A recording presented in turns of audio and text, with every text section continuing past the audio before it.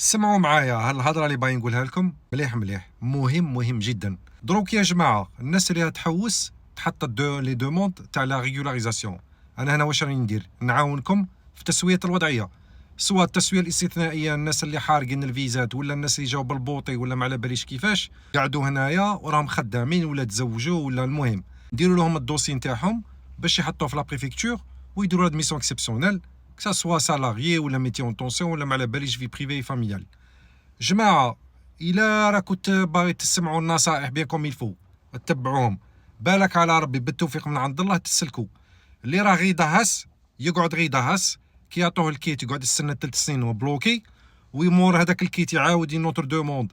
إلا ما نصحوهش مليح يعاود يدير الكيت واللي يرتياف.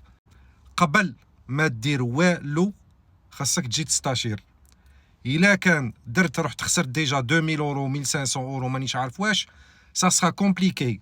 ان شاء الله نقدروا بالك بقدرة القادر نلقوا حلول، بصح سي كومبليكي، ضيعت الدراهم وضيعت الوقت. نصيحة، قبل ما دير والو استشير اهل الاختصاص، هذا ما كان، ومن بعد يفهموك واش دير، المراحل لي زيتاب ولي بياج، واش دير واش ما ديرش. هذه هي.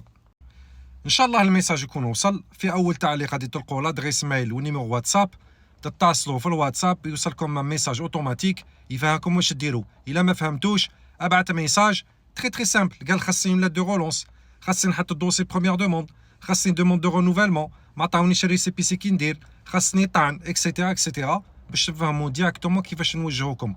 الحاجه اللي ما نقدروش عليها ولا تستلزم محامي نبعثوكم عند المحامين. وصلت عن بي. قالت لي باذن الله. السلام عليكم.